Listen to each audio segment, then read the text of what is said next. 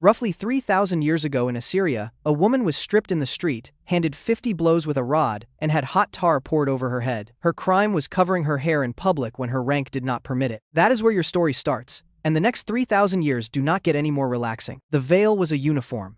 You are living in the Assyrian Empire around 1076 BC, and there is a written law about what sits on your head. The Middle Assyrian Laws, Tablet A, Section 40, is one of the oldest surviving dress codes on the planet, and it has almost nothing to do with modesty. Wives and daughters of a free man must veil when they step into the street. Widows must veil. A concubine covers her head when she walks out with her mistress and goes bare when she walks out alone.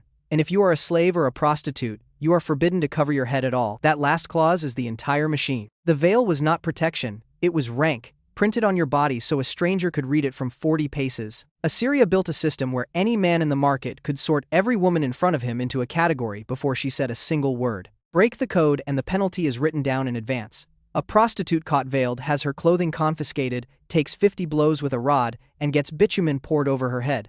Bitumen is tar. They are marking you with roofing material so the correction stays visible for weeks. Then comes the clever part. If a man sees a veiled prostitute and decides it is none of his business, he takes 50 blows too. Translations vary on what happens next, but the standard reading has his ears pierced, a cord threaded through them, and a month of unpaid labor for the king. Assyria did not have the officials to police every street, so it conscripted every man walking down one. Your neighbor is now the vice squad, and if he looks the other way, he becomes the next exhibit, which is the template for everything that follows. Shame is the cheapest punishment ever invented. It needs no prison, no guards, no budget, no paperwork. It needs an audience, and audiences volunteer. Athens took your jewelry.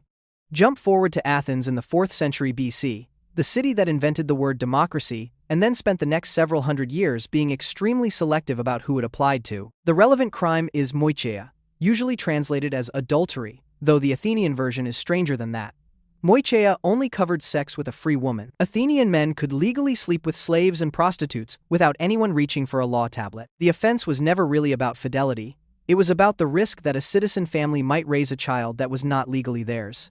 So, if you are caught, here is your afternoon. Your husband is required by law to divorce you, not encouraged, required. If he forgives you and keeps you, he loses his own citizen rights, which means the state punishes a man for being fond of his wife.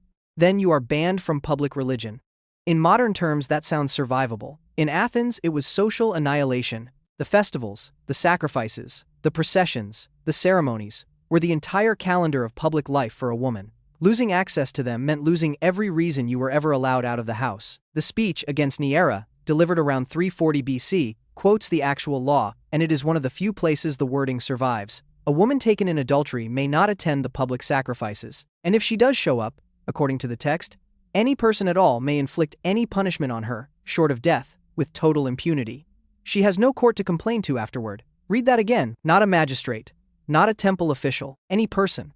A stranger who does not like your face is legally authorized to hurt you in front of a crowd, and you have no legal recourse of any kind. Ancient commentators add that the adulteress also lost the right to wear jewelry and ornament, and later writers describe her ornaments being stripped off her in public. Historians treat some of these details carefully, because the surviving law comes to us through a prosecutor's speech, and prosecutors are not famous for restraint. But the core survives in the text: exclusion, exposure, and a green light for the crowd. For an unmarried woman, the theoretical penalty was being sold into slavery. Scholars have never found a single recorded case of it actually happening, which is either good news or evidence that nobody bothered writing it down. Now compare the male half of the equation. A man caught in the act could legally be killed on the spot by the husband, which sounds worse until you read what usually happened instead. He generally bought his way out with a payment. If he refused to pay, he was barred from the marketplace, the courts, the temples, and the festivals, and any citizen could beat him with a rod for turning up. Genuinely harsh, also finite. He settled the bill, and his life resumed. Yours had no settlement option and no expiry date. Rome made you wear it. In 18 BC, Augustus decided the Roman Republic had gotten morally sloppy and passed the Lex Julia de Adulterius Coercendis, which turned adultery from a family matter into a public crime with a permanent courtroom attached. Before this law, an unfaithful wife was handled inside the household, badly and privately. Augustus moved the whole thing outdoors. Now the state prosecuted. Now a third party who barely knew you could bring the case. Now your father and your husband had legal roles in what happened next, and a husband who declined to prosecute could be charged himself for running a brothel out of his own marriage. Get convicted and the arithmetic starts. You forfeit half your dowry and roughly a third of your property. You are relegated to an island, which is the polite Roman term for being deposited on a rock with limited company and no return date, and you carry infamia, legal disgrace, which strips your right to testify in court and blocks you from marrying a freeborn citizen ever again. But the piece that mattered day to day was the clothing. A respectable Roman matron wore the stola, a long dress that functioned as a uniform, announcing exactly what she was. A convicted adulteress lost it. She was made to wear the toga instead, the garment otherwise reserved for men and for prostitutes, sometimes in a dark color so nobody confused her with a matron in a hurry. Rome had a genuinely elegant idea here. Do not build a prison. Just change what she is allowed to put on in the morning, and every person she passes for the rest of her life delivers the sentence for free. And then the law ate its own author. In 2 BC, Augustus had to apply it to his only daughter. Julia was accused of a spectacular list of affairs, and her father exiled her to Pandateria, a volcanic island roughly the size of a decent farm. He banned wine. He banned male visitors unless he personally approved them, and Roman writers report he inspected the guest list himself. She never came home. The man who wrote the morality law had to test it on his own kid, and he did not flinch, which tells you everything about which Roman valued reputation more. It ran in the family. In 88, Augustus exiled his granddaughter, confusingly also named Julia, on the same charge, and the poet Ovid was shipped off to the Black Sea in the same year for reasons he spent the rest of his life describing as a poem and a mistake. 2 generations of imperial women deposited on islands under a statute written by their own grandfather. Rome had a hereditary problem with the morality law, and the problem was the morality law. Barefoot with a candle. Medieval Europe added a religious layer, and the church court invented the version that still shows up in television.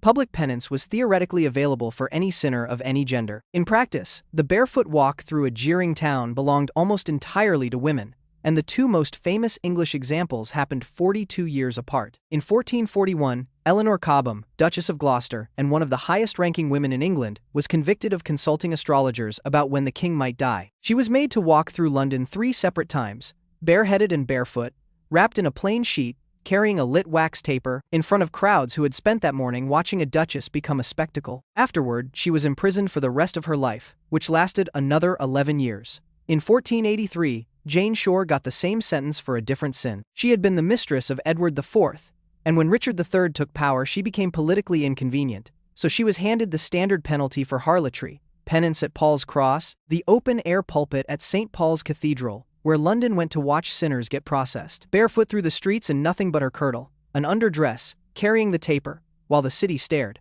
And it backfired beautifully. Thomas More wrote that she carried herself so well during the walk that the crowd stopped enjoying it.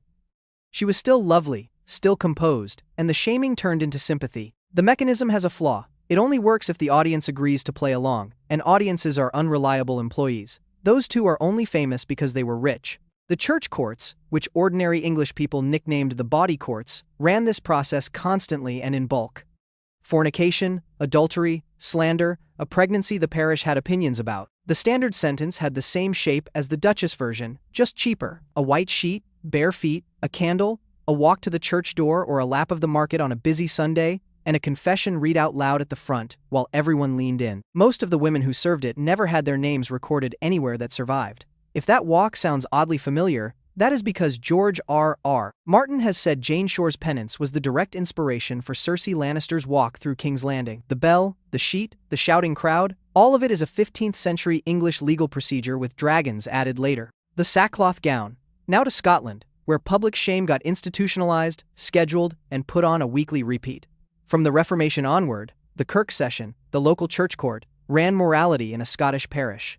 Fornication was its bread and butter. Your punishment was the stool of repentance, also called the cuddy stool, and it worked as a subscription rather than a one-time payment. You stood at the church door in a coarse sackcloth gown, barefoot and bareheaded, while your entire community filed past you into the service. Everyone you had ever met, on their way to sit down, walking directly by your face. Then you sat on the stool, raised where the congregation could see you, and the minister rebuked you by name in front of them. Then you came back and did it again the following Sunday. Some offenders sat on that stool every week for 6 months. The famous case is Robert Burns, the national poet, who was a repeat customer. He did his time at Tarbolton Kirk beside Elizabeth Peyton, with whom he had a daughter and no marriage. Then Mauchline, where he faced public rebuke on the 25th of June 1786, again on the 23rd of July, and again on the 3rd of August, when he and Jean Armour and 3 other fornicators were finally absolved from scandal. Burns responded to this by writing a poem called The Fornicator, which contains not 1 gram of the contrition the whole exercise was designed to produce.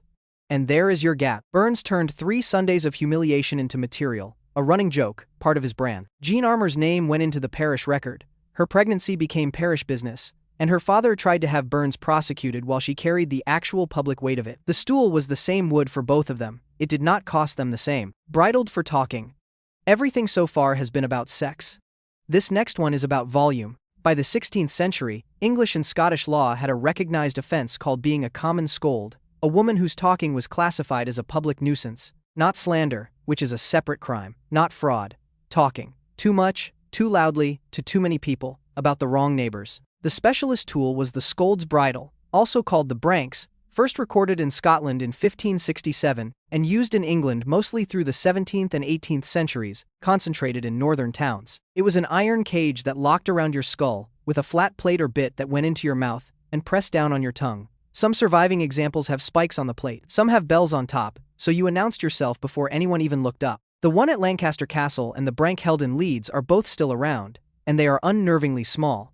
Then they walked you, a chain and a leash, a circuit of the market, sometimes a stop chain to the market cross for a few hours, and in some recorded cases a beating on top. Historians call it a mirror punishment. The crime was your mouth, so the sentence lived in your mouth. One detail that matters: the bridle was mostly not in any statute book. Local magistrates, town officials, and occasionally a husband with the right friends used it because it existed and because it worked, which is why surviving examples vary wildly from town to town. Some are plain iron hoops. Others were built with horns, long donkey ears, or a painted animal face, turning the wearer into a walking cartoon.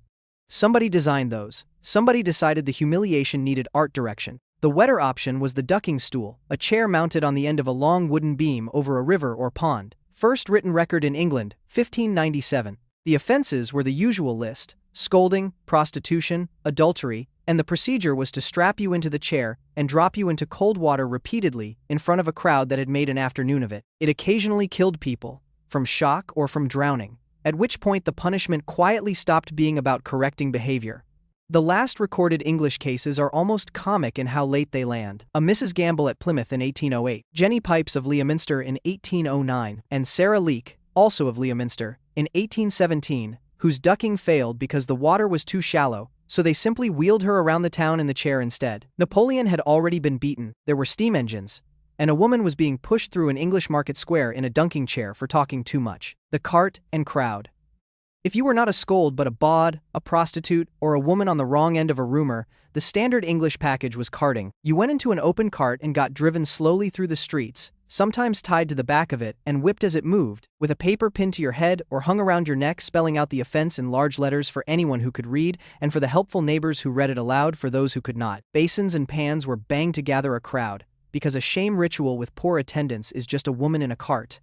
London industrialized it. After 1546, when the official brothels of Southwark were shut, the trade did not vanish. It just became prosecutable under vagrancy and morals law, and the governors of Bridewell made bawds and prostitutes a primary target. Whipped at the cart's tail, then locked in the House of Correction. The Pillory did similar work, with the added feature that the crowd supplied the ammunition, and what got thrown was entirely up to their mood. But the most efficient version of all needed no court whatsoever. The Skimmington ride, also called rough music, or in the North Stang riding, was public shaming run entirely by the neighbors, free of charge, with no judge involved. It started with noise. Pots, pans, kettles, horns, instruments played wrong on purpose, and a procession that marched straight to the offender's door. Then the theater. Someone rode backwards on a donkey, or an effigy of you was paraded, or a man was dressed as the wife, and the wife as the husband, because the whole ritual ran on inversion. The word skimmington comes from a large wooden ladle, which was used to symbolically beat the offending party in the parade. The targets were adulterous women,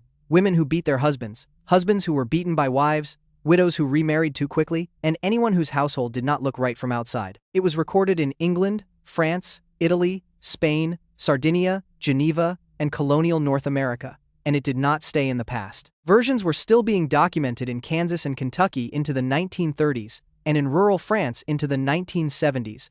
Nobody legislated it.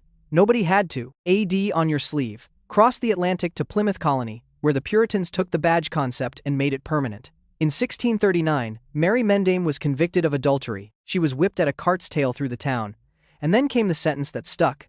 She was ordered to wear the letters AD, for adulteress, on her left sleeve for as long as she lived in the colony. And if she was ever caught without them, she would be branded in the face with a hot iron. The letters were not the punishment. The letters were the surveillance system, and the branding iron was there to guarantee compliance. Every stranger she met for the rest of her life was handed her criminal record before she could say hello. Anne Linsford confessed to adultery in 1641 and was whipped at the public post in Plymouth and again at Yarmouth, with the letters to follow. By 1658, the colony had stopped improvising and passed a general law.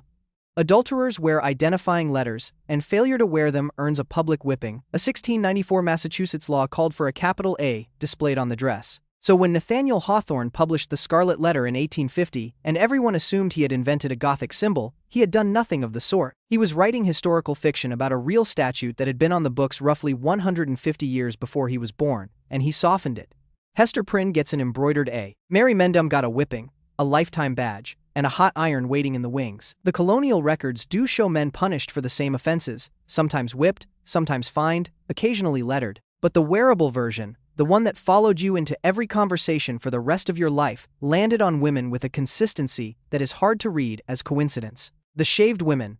Now the 20th century, which was supposed to be the enlightened one. Between the middle of 1944 and the end of 1945, as Allied forces pushed the Germans out of France, somewhere between 20,000 and 40,000 French women had their heads publicly shaved. They are known as the femmes tendues, the shorn women. The accusation was collaboration, horizontal collaboration, meaning sexual relationships with German soldiers. No law authorized any of this. There was no statute anywhere in French law prescribing a haircut as a penalty. It happened in town squares, often after a mock trial run by men who had appointed themselves that morning. In the period historians call the épuration sauvage, the wild purge. You were dragged out, held down, and cropped with clippers or scissors in front of everyone you knew. Sometimes you were stripped to the waist first. Sometimes swastikas were painted or tarred onto your scalp and forehead, so the mark would outlast the haircut, which is Assyria's tar bucket showing up again 3,000 years later with better branding. Robert Capa photographed one of these scenes at Chartres in August 1944. A young woman with a shaved head carrying her infant through a street lined with laughing, pointing townspeople. It is one of the most reproduced images of the liberation, and almost nobody who reproduces it can name her. Here is where it turns genuinely grim. Historians who have gone through the case files found that in a large share of the 20,000+ documented cases, the women had not been in relationships with Germans at all. They had done laundry for the occupiers, cooked, typed, cleaned, sold groceries. The women targeted were disproportionately poor, isolated, without families to defend them, and often without the male relatives who might have made the mob pick a different door, which points at what the ritual was actually for. 4 years of occupation meant almost every French town had compromises it did not want examined. Shaving 30 women in the square was a very fast way to relocate the entire community's guilt onto a small group who could not fight back. The haircut was never about her. It was a public cleaning service for everyone watching. Half a haircut. The same instrument turns up on the other side of the world 20 years later, running at national scale. During the Chinese Cultural Revolution, from 1966 to 1976, the standard tool for handling an enemy of the people was the struggle session. You were hauled in front of a crowd, sometimes a street, sometimes a campus, sometimes a stadium holding thousands, and forced into the jet plane position, bent at the waist with your arms wrenched up behind you, while the crowd shouted accusations. A heavy placard hung from your neck, listing your crimes and your name, usually with your name crossed out. On your head went a tall paper dunce cap, and when the props ran short, an actual wastebasket. For women, there was an extra refinement called the yin-yang head. They shaved off exactly half your hair. Not all of it, which would have been a haircut, half. So the asymmetry read as deliberate. So the sentence walked home with you and sat in your kitchen and stared back out of every reflective surface for months. The writer and translator Yang Jiang, one of China's great literary figures, was given a yin-yang head. Her account of what she did next is the detail that stays with you. She made herself a wig out of her daughter's cut-off old hair, so she could go outside and buy groceries. That is the machinery working exactly as designed. It does not need a cell. It just needs to make leaving the house cost something. And the crowd at these sessions was not optional. Attendance was expected, participation was noted, and enthusiasm was a survival strategy, because the person standing next to you today could be the person bent over tomorrow. Everyone in the square knew it. Everyone shouted anyway. That is not a story about cruelty. It is a story about arithmetic. The pillory came back. Britain, meanwhile, had officially retired all of this. The pillory was restricted to perjury in 1816, used for the last time in 1830, and formally abolished in 1837 on the reasoning that punishment ought to reform a person rather than entertain a mob. Public shame was declared a relic, filed alongside the ducking stool and the branks, and quietly congratulated itself for 176 years. In December 2013, a PR executive named Justine Sacco posted a badly judged joke to 170 followers and boarded an 11-hour flight to Cape Town. While she was in the air with no Wi-Fi, her name was searched over 1 million times. The hashtag asking whether she had landed yet became the #1 trending topic worldwide. A stranger went to the airport to photograph her arrival, and she was fired before she reached baggage claim. She had not committed a crime. There was no trial, no sentence, and no mechanism anywhere to serve her time and be finished. That last part is the one genuine upgrade. Every system on this list had an exit. Assyria's 50 blows ended. The stool of repentance ran 6 months, and then you were absolved from scandal, in writing. Even the AD sleeve stopped mattering the day Mary Mendham left the colony, which is presumably why the sentence bothered to specify for as long as she lived there. The modern version has no clock and no border to cross. Search results do not expire, screenshots do not decay, and there is no clerk anywhere who can stamp the file closed. Assyria needed a rod, a bucket of tar, and a neighbor willing to testify. It turns out, all we really needed was the neighbor.